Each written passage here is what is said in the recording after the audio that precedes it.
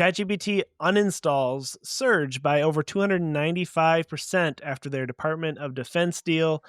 ChatGPT is in some hot water. People are not very happy about this. And then Claude now is being installed more than any other app out there. It's the number one.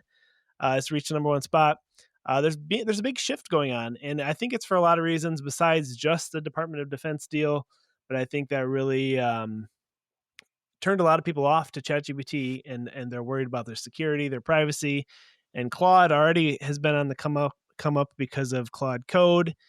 Lots of people are starting to use Claude, and they may end up taking the number one spot for the most used AI company eventually. We'll have to see about that. But Jaden, why don't you tell them about what's going on here in this story?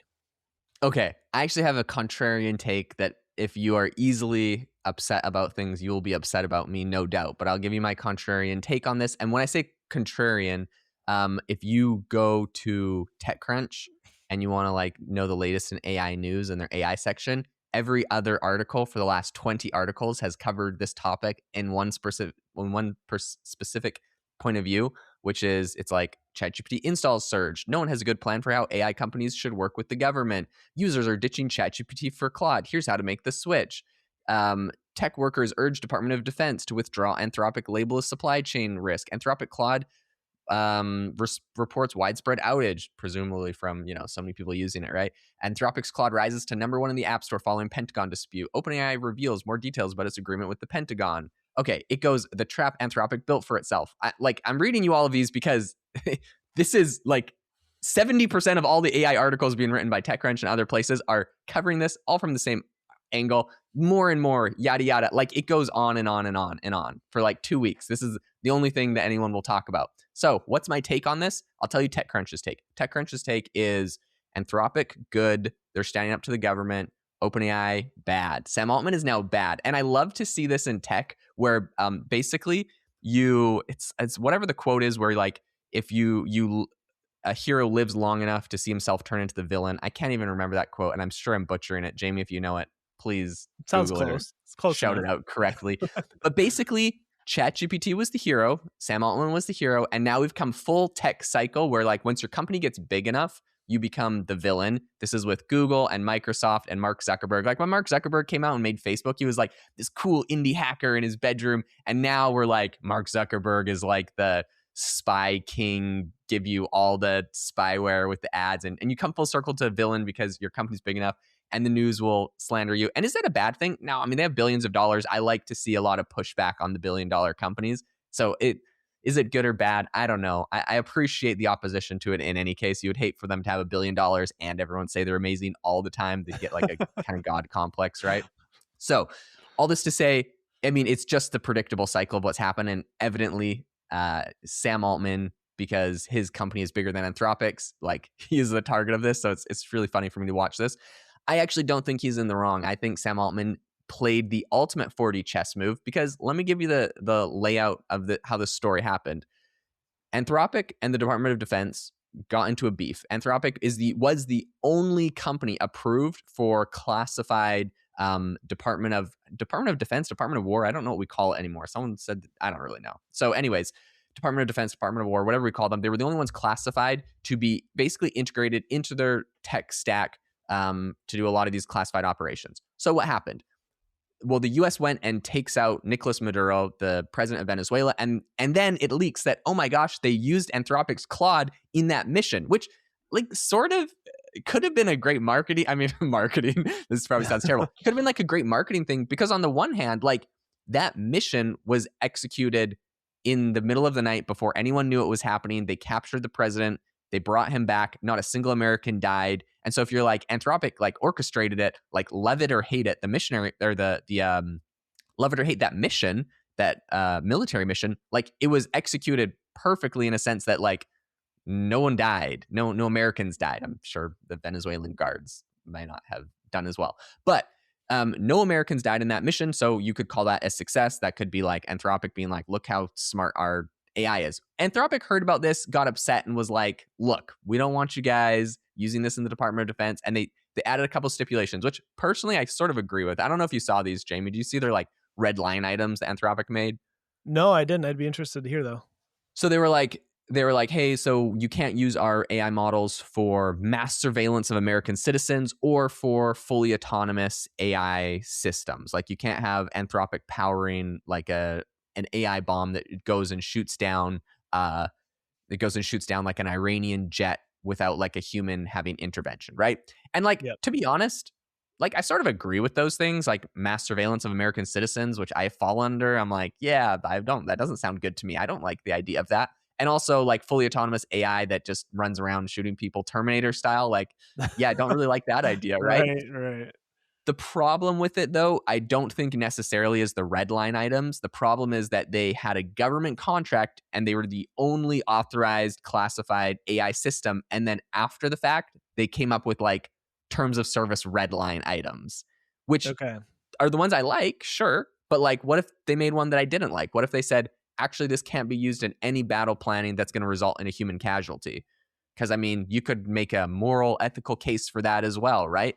Well, it's like, okay, well, then our whole like military got nerfed. And the funny thing I think about this, which is like crazy to think about, is with the US and Israel doing their whole Iran bombing invasion thing, like no comment on that whole situation. But with that whole situation, they literally had this public beef with Anthropic, evidently because they needed an AI model to power a mission. So it's like, we're not even going to go invade or launch an attack on a country unless we are 100% guaranteed that like we have our AI model locked in. So to me, that is pretty crazy. That's the point the US government is at.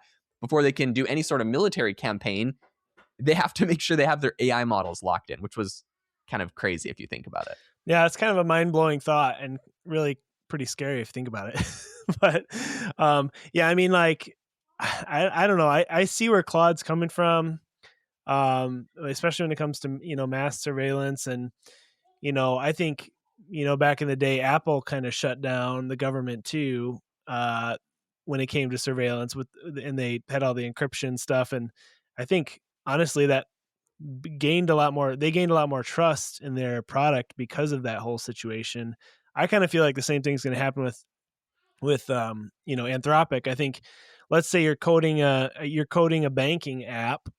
Am I going to trust Anthropic with that, or am I going to use OpenAI now, who is I would assume is agreeing to the mass surveillance idea. I don't know the exact details, of course, but I personally would put more trust in Anthropic if I was making a banking app, for example. Yeah, and I think it's fair. I think a lot of people will have like a lot of different use cases and opinions on like what AI model they use now, which I think is good. I think it's good to have a lot of healthy competition in the market for a lot of those use cases. I will say feels like Sam Altman pulled the ultimate heist though in this whole deal because Anthropic had this beef with the government. The government said no, you just have to like let us basically have unrestricted access. Don't put guardrails on us. Anthropic said nope. The government said, okay, we're designating you a supply chain risk. Everyone that works with the government has to pull Anthropic out of their stuff within 6 months. And like you lose your $200 million contract with the government, with the Department of Defense or whatever. So Anthropic is like, okay. And this whole time, Google and OpenAI are both like, we support Anthropic's decision. Like Anthropic is like doing a good thing. So Anthropic gets the boot. And immediately after they announced that Anthropic got the boot, that same night, Sam Altman goes and tweets and is like, we have just come to an agreement with the Department of Defense to take over, basically to take over the contract. So, Sam Altman's like, yeah, we agree with you, Anthropic. And then as soon as Anthropic gets kicked out, he's like, and we'll take that $200 million. Thank you very much. So anyways, I believe Sam Altman paid the ultimate had the ultimate heist here for a $200 million deal. Now, in his whole thing, when he like announced his $200 million deal, because I'm sure if he's listening, he feels like I'm very unfairly representing him. Okay, I'm being a little bit sarcastic, obviously, guys. Relax. Sam, relax, okay? Don't send me a cease and desist. But so yeah, obviously I'm being a little sarcastic. In his response, he actually said, we reached an agreement with the military. We also have, had them agree to the fact that they won't do mass surveillance and autonomous AI drone, blah, blah, blah. And so now we're going to power them. The skeptical part of me, and I'm a very big conspiracy theorist, so like forgive me if you believe everything Sam Altman says. A skeptical part of me says that this is all like, basically Sam Altman could be lying and maybe that's part of the rules, but no one's actually ever going to verify it. And Like very well, if he really wanted $200 million so bad, he could just say that they're going to do that and not do that. So that's the skeptical part of me, thinks that that is a reality that exists because the government lies to us all the time. Let's be real. The realistic part of me says, or the not realistic, but like another side of the coin could be that maybe he truly does have that terms and truly they are going to abide by them. The government just didn't like Anthropic making rules while they were already in there, like adding new terms of service. And if OpenAI comes in with those, that's fine. They're just not allowed to add any more. And so that's probably part of the deal. So one of those two things I think are likely to be a reality. Either way, the fallout in PR and publicity has been, like Jamie mentioned, that ChatGPT installs or uninstalls are up 300%. What does uninstalls up 300% mean? Does that mean that all the installs of ChatGPT, like, I don't know, a huge chunk of them are uninstalling? No, that means that if 1,000 people uninstall every day, that number is up 300%. And so if it was a small number, like, it's really easy to be like, this is surging 300%. It could be a very small subset of people, is all I'm saying. Like, I don't actually think it's going to make any material impact on OpenAI, especially if they got an extra $200 million from the deal. Like, there's no way whatever amount of people are unsubscribing, which I think is probably relatively small, is going to impact their bottom line. At the same time, Anthropic, it says it's surging to the number one in the App Store. I also don't think that that's going to make a huge impact on Anthropic's revenue. There's a small subset of people that probably care a lot about this. Probably a lot of it's concentrated in maybe Silicon Valley, New York, and California is where I hear the loudest voices on this issue.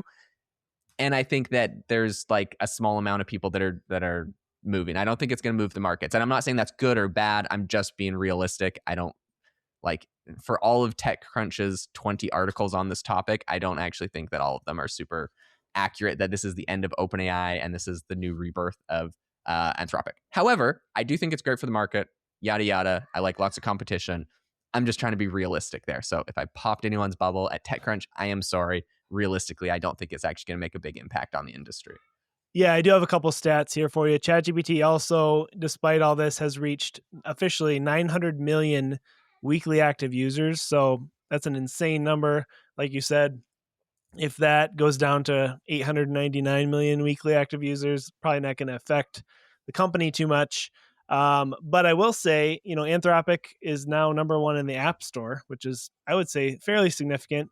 And then there's also a chart that I found. I'll put it up on the screen if you're watching this. But the installs have actually gone up quite a bit for Claude. So if you look here, starting, Claude was at about 50,000 downloads. I would, per day, $50,000 per day.